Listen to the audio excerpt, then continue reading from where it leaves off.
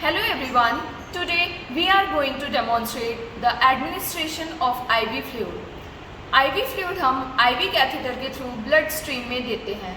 IV fluid देने के कई पर्पस होते हैं, जैसे कि बॉडी में फ्लूइड स्टेटस को मेंटेन करना, मेडिकेशन देना, blood transfusion and vitamins and minerals administer करना। तो सबसे पहले हम IV फ्लूइड्स के बारे में जानेंगे। IV fluids mainly two types के होते हैं। First one is crystalloid solution and second one is colloid solutions.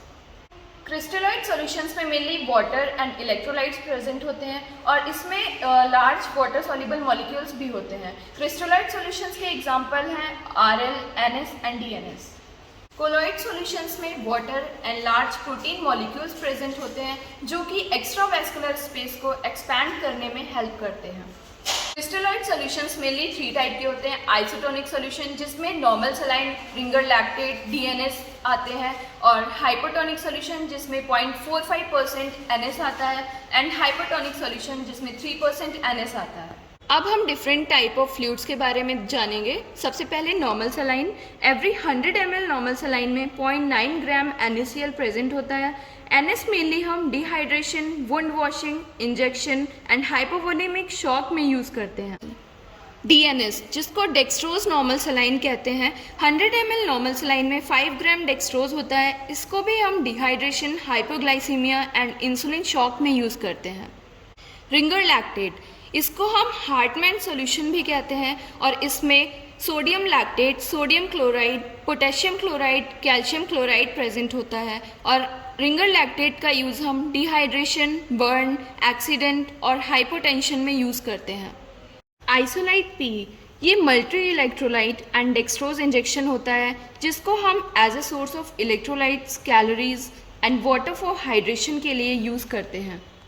IV fluid देने के लिए कुछ आर्टिकल्स की ज़रूरत होती है, जैसे कि IV set, IV fluid, adhesive tape, gloves, antiseptic swab, IV cannula, arm splint, mackintosh, kidney tray, paper bag, IV pole और इन्फ्यूजन पंप। अगर हमें कंटिन्यूस IV फ्लूइड देना है तो हम इन्फ्यूजन पंप का यूज़ करेंगे। IV फ्लूइड देने से पहले हम कुछ बातों का ध्यान रखेंगे, जैसे कि सबसे पहले फिजिशियन ऑर्डर चेक करेंगे जिसमें हम type of fluid, amount and rate of flow देखेंगे। अब पेशेंट को प्रोसीजर एक्सप्लेन करेंगे और पेशेंट के vital signs, allergic reaction, bleeding and status of veins check करेंगे। IV फ्लूइड देने से पहले हम IV साइट असेस करेंगे और अगर साइट पेटेंट नहीं है तो हम IV कैनुलेशन भी करेंगे। IV फ्लूइड देने से पहले हम हैंड वॉशिंग करेंगे। वेनी पंक्चर के लिए हम एप्रोप्रिएट साइट चेक करेंगे, जिसके लिए हम mostly non dominant hand prefer करते हैं। डॉर्सल पार्ट ऑफ हैंड की वेन असेस करेंगे और इसके बाद अदर साइड प्रेफर करेंगे। साइट सेलेक्ट करने के बाद 15 to 20 सेंटीमीटर अबव टॉर्निकेट टाई करेंगे। अगर वेन सफिशिएंटली डायलेटेड नहीं हुई है तो वेनिपंक्चर साइट को लाइटली टैप करेंगे और या फिर पेशेंट को मुट्ठी खोलने और बंद करने के लिए कहेंगे। अब हम ग्लव्स पहनेंगे।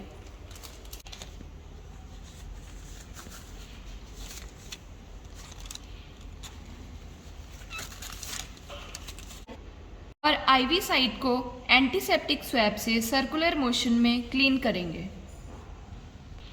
फिर हम नॉन डोमिनेंट हैंड से वेनिपंक्चर साइट को नीचे से स्ट्रेच करेंगे। कैथेटर को 15 to 30 डिग्री पे होल्ड करेंगे। कैथेटर को स्किन के थ्रू वेन में इंसर्ट करेंगे। फिर निडल को स्लोली रिमूव करेंगे। ल्यूमन में ब्लड दिखाई दे, कैथेटर के एंगल को रिड्यूस करेंगे और स्किन के पैरेलल करेंगे। निडल को स्लोली रिमूव करेंगे और टॉर्निकेट को लूज करेंगे। अब 5 ml NA से फ्लश करके कैनुला की पेटेंसी को चेक करेंगे। कैनुला का कैप लगाकर क्लोज करेंगे और ट्रांसपेरेंट ड्रेसिंग से फिक्स करेंगे। साइड पे लेबलिंग करेंगे जिसमें date and time of insertion mention करेंगे। अब ग्लव्स रिमूव करेंगे और हैंड वॉश करेंगे। ओके, सो अब हम आईवी फ्लूइड कंटेनर को चेक करेंगे, जैसे कि expiry date, any changes in colour and turbidity.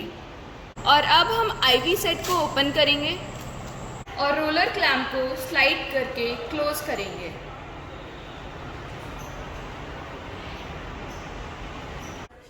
सबसे पहले हम आईवी सेट के पार्ट्स देखेंगे, जिसमें आईवी ट्यूबिंग होती है, roller lock, injection port, drip chamber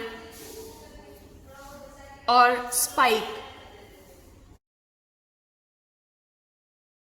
IV set से हम 15 to 20 ड्रॉप्स पर मिनट फ्लूइड देते हैं और माइक्रो ड्रिप सेट या पीडियाट्रिक ड्रिप सेट से 60 ड्रॉप्स पर मिनट फ्लूइड एडमिनिस्टर करेंगे।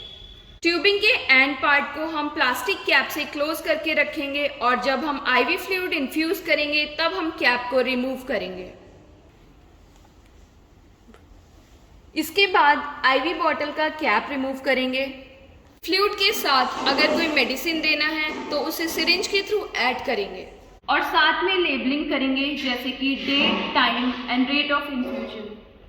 अब हम आईवी सेट को आईवी फ्लूइड से कनेक्ट करेंगे और इस प्रोसेस को हम स्पाइकिंग ऑफ आईवी फ्लूइड कहते हैं। फिर हम आईवी फ्लूइड को आईवी पोल पे हैंग करेंगे और पेशेंट के हेड से लगभग 3 फीट पर एडजस्ट करेंगे। उसके बाद ड्रिप चैम्बर को स्क्वीज करते हुए पार्शियली फिल करेंगे।